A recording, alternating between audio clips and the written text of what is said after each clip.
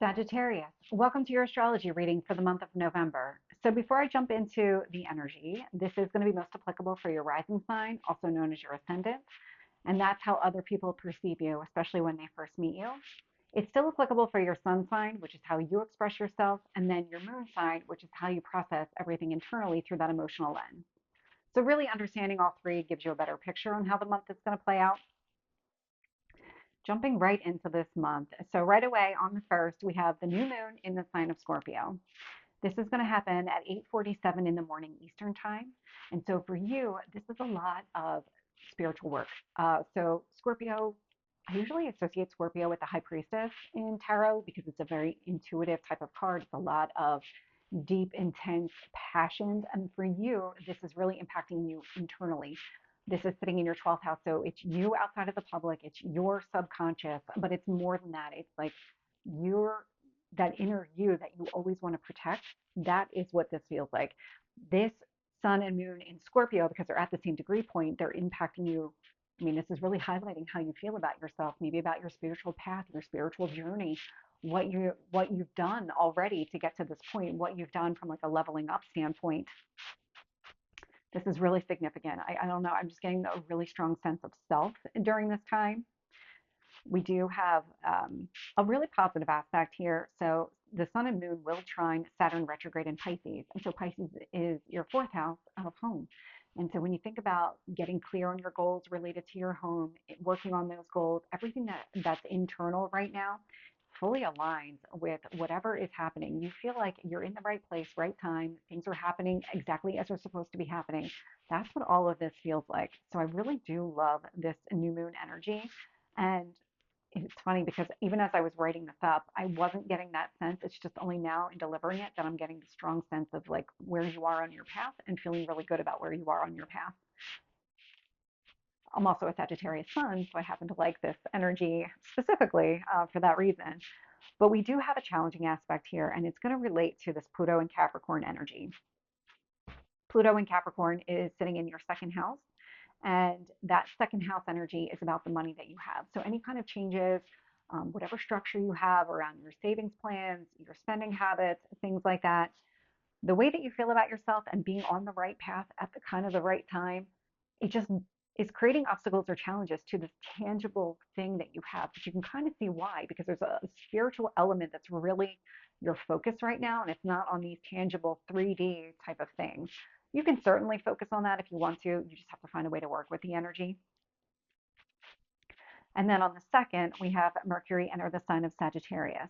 And so that's going to happen at 3:18 in the afternoon Eastern time. And so now this is going to impact you on a physical level because Sagittarius is your first house, it's your physical self, it's how other people perceive you. So the types of conversations you're having right now, they fully align with all of your sun sign traits, or if this is your rising sign traits.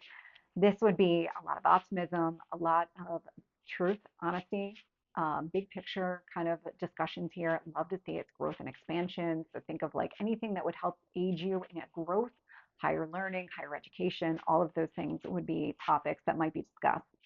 This is going to easily blend with how you feel about where you are on your spiritual path. So really, really love this energy for you.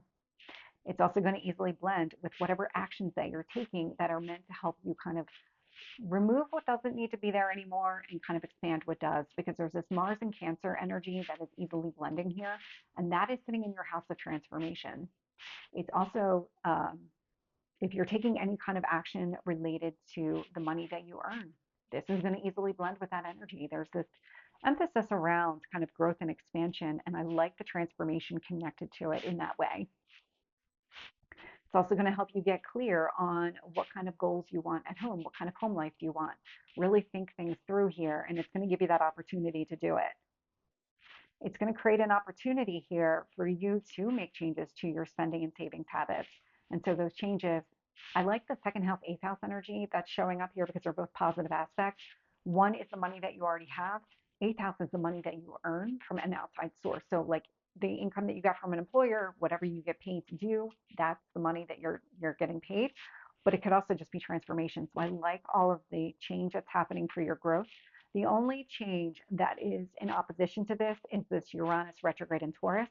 because you're having all of these growth and expansive conversations with yourself, it's directly opposite whatever changes are already happening in your daily life. And it's more of, okay, these changes are already happening or maybe have already happened. And so the emphasis here right now with this Mercury and Sagittarius energy is like, what else do I want to do? What else do I want to accomplish? And so that's why it's an opposition type of energy. It's something that you can work with if you want to find a way to find a balance between all of these changes for your growth that are happening. And then on the 3rd, we have Mars enter the sign of Leo.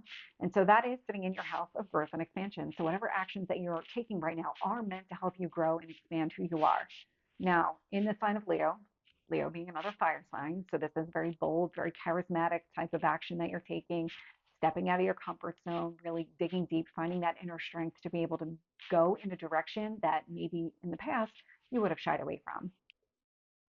And that is going to easily blend with whatever discussions you're having that are meant to help you grow and expand and just do more in general with your life.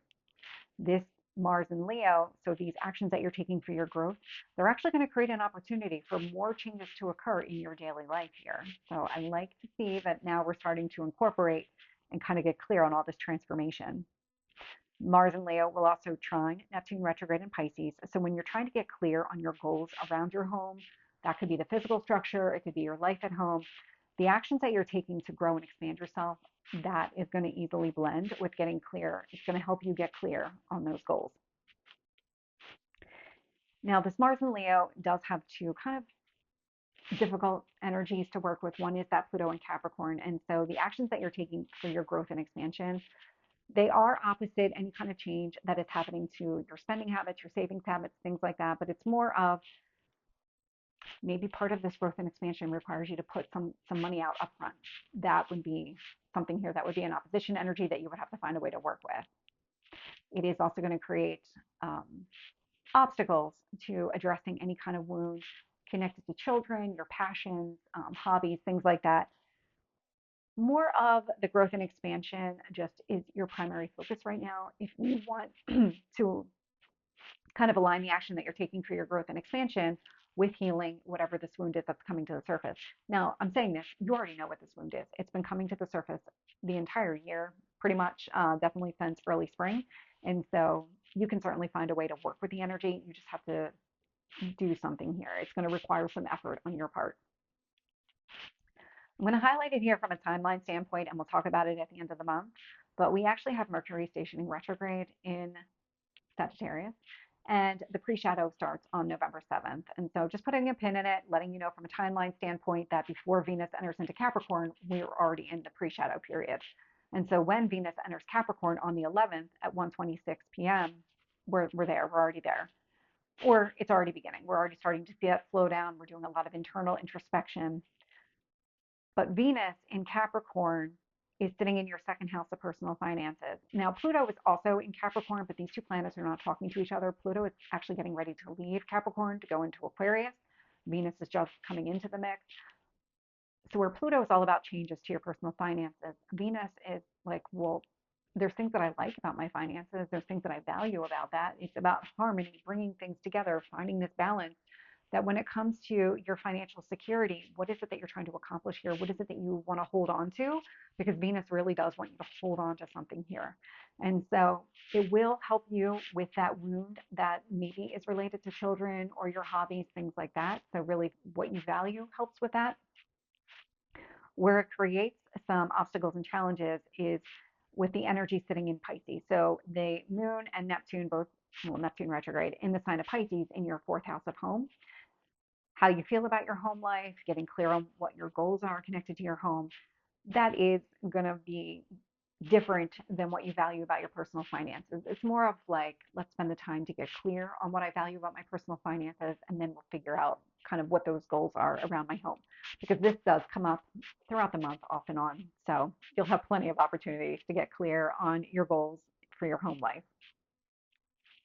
And then we have Saturn stationed direct in the sign of Pisces. And here we go.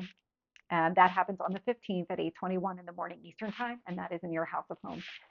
So when Saturn was retrograde, there was a lot of internal work that you were doing on your home life, getting clear on what exactly you needed to do, Were there internal changes that you needed to make because that's Saturn energy working on yourself in order to have these goals that you're setting out for yourself in your home environment? Now, home environment can be just the people that you live with, your actual family, like that kind of energy, or it can be the physical structure of your home. So whichever one is really the primary focus for you, that's what you're going to be working on. And so Saturn now direct in Pisces indicates that instead of working on yourself, doing a lot of internal work, this is a lot of external work that you're going to be doing. So think of like renovating your home or doing something here to make changes in order to have the home life that you want for yourself. Now, where this is creating obstacles or challenges is any kind of growth or expansion as it relates to you or to your significant other, that significant relationship in your life. But it's more of the emphasis right now is on this kind of collective home life or the home itself, working on that as opposed to figuring out what you need to do to grow and expand yourself or grow and expand your relationship with your significant other. You can't be still and move at the same time. It's that kind of energy. Then we have the full moon in Taurus. So it's actually the same day that Saturn stations direct in Pisces. So on the 15th at 4:28 in the afternoon Eastern time, Saturn, I'm sorry, not Saturn. So the full moon in Taurus is the Scorpio Taurus energy. So we've got the sun in Scorpio, we've got the moon in Taurus. The sun in Scorpio sitting in your 12th house, so that inner self, your spiritual self, is going to be opposite the moon in Taurus, which is how you feel about your daily life. So the way that you're expressing yourself right now, very spiritual expression, is going to be different than kind of something grounded and practical that you really like about your home life or your daily life. This one here, it's actually mostly positive. I'm going to call this one out just because we have the moon in Taurus. We also have Uranus retrograde in Taurus sitting in your 6th house. So any kind of changes that are happening in your daily life, you feel good about those changes, but it's very different than the way that you're expressing yourself right now. It's going to be opposite that spiritual expression that you're going through. And so that's going to be an opposition energy. But for the most part, this is actually a pretty positive full moon here. In fact, the sun in Scorpio is going to trine Mars in Leo. So the way that you feel about your spiritual journey and just where you are right now, this spiritual expression of who you are, it's going to easily blend with whatever action that you're trying to take to grow and expand yourself. So I do like that energy. It does help you, this full moon. It also helps you get clear on the goals that you're trying to set around your home environment, that home life that you want for yourself. And so that spiritual expression easily flows. So whatever you're doing right now spiritually does help clear things up for you, makes it very clear on what your home environment should be. And how you feel about your daily life is going to create an opportunity for you to get clear on what you want from a home environment standpoint. It's also going to help you with your personal finances. So this spiritual expression is going to create an opportunity for you to make changes to your spending and savings habits, whatever that financial structure is, whatever that security is that you're looking for. It's going to help you there. And how you feel about your daily life also aids in that. And it's going to easily blend with whatever changes you need to make in your personal finances. And that's actually the end of Pluto in Capricorn energy, because on the 19th, we have Pluto enter Aquarius. So this means that Pluto in Capricorn, we will not see this again in our lifetime. And now Pluto in Aquarius is going to be here for roughly the next 20 years until March of 2043. And we would have gotten a glimpse of this already, but this does happen exactly at 3:30 in the afternoon Eastern time. And so now Pluto in Aquarius for you is sitting in your 3rd house. So this would be liberating changes to the way that you think, to the way that you communicate with other people. So it's actually really, really positive here. So it's kind of breaking old paradigms. It's really stepping out and seeing things differently, responding to things differently than you would have in the past. I really do like this Pluto and Aquarius energy. It's actually going to easily blend with whatever changes are already happening in your daily life here. It's going to create an opportunity for you to get clear on your goals around your home and your home environment. What kind of life do you want there? It's going to create an opportunity for more spiritual expression of who you are. Where it is going to create some difficulty is we've got the moon in Cancer and we've got Mars in Leo. And so this kind of liberating change to the way that you're thinking, the way that you're communicating with other people, it is going to be opposite to any kind of action that you're taking for your growth. It's also going to be opposite any kind of transformation, how you feel about things that are changing already, or maybe even around the money that you already have, or not have, but earn. with that moon in Cancer energy. So there's something connected to your transformation and your growth that is directly opposite this Pluto in Aquarius. And it has a lot to do with the fact that now that this Pluto energy, this transformative energy, moved into Aquarius, things are going to be changing in a different way. There's other changes that are going to be taking place. The Mars and Leo energy is an existing energy. So the actions that you've already been taking for your growth, maybe now some of those need to be modified. Maybe now you need to take different action for your growth because you're starting to understand things differently. You're starting to see things differently and really communicate differently. And maybe there's something about this other kind of transformation that's taking place with that moon in Cancer. Maybe you finally got to a place where you felt very grounded and settled in whatever was changing here, but now more change is coming into the mix. And then on the 21st, we have the Sun enters Sagittarius. And so again, this is going to be just similar to that Mercury and Sagittarius energy where the way that you're expressing yourself, it's very much in alignment with your personality traits, where it's like a lot of honesty, a lot of optimism, getting to the truth of the matter for sure, but really high picture, high level, big picture energy, a lot of adventure behind this one here. And that's actually going to really help you get clear on what goals you want as far as your home environment. It's going to help you figure out what kind of action that you need to take from a growth standpoint. So thinking through 2 days before when Pluto entered Aquarius, you might be kind of inspired to take additional action here, and you certainly can. That this is an easy time for that to take place. This is an easy blend of energy. So if you're thinking of taking more action that is meant to help you grow and expand, now would be the time. It's going to, when the sun moves into Sagittarius, it's going to create an opportunity for even more changes to take place, even more changes in the way that you're thinking about things or the way that you're communicating with other people. Really, really positive from that perspective. It is going to be opposite Uranus retrograde in Taurus. So changes that are already happening in your daily life, those are going to be directly opposite to whatever this sun in Sagittarius brings with it. So think about your growth and expansion and really kind of thinking big picture. It has a lot to do with the fact that these were already kind of in motion before this happened. And so you can, with that Mars and Leo, take different actions now that will have an impact here. It is also, that's really it. It's just that one area where it's creating some obstacles and challenges. And it's really an opposition energy. It's a push-pull energy. You can find a way to work with the energy. You just have to put the effort into it. I thought there was one more, but there isn't. But then we have Mercury stationing retrograde in Sagittarius. So back on November 7th, we have the pre-shadow. On the 25th, it stations retrograde. It will actually station direct in the sign of Sagittarius on the 15th of December. And then the post-shadow actually ends on January 2nd, 2025. So I can't believe we're at the end of the year, but here we are. And so now what's happening is instead of having these conversations, these high-level, honest conversations meant to help you grow and expand with other people, there's going to be a lot of internal reflection. And that's what this Mercury, and that's how it's going to impact you because it's sitting in your first house. And so with this aspect, it's actually going to help you kind of heal that wound, connected to children, connected to your hobbies, passion projects, things like that. So getting clear internally really helps there. It's going to, because you're really focused now on this internal reflection and getting clear on all of this, it's going to be opposite any kind of growth or expansion you're looking for with your significant other. But it has a lot to do with right now, you're just really working on yourself and getting clear for you before you can kind of do anything external with your significant other.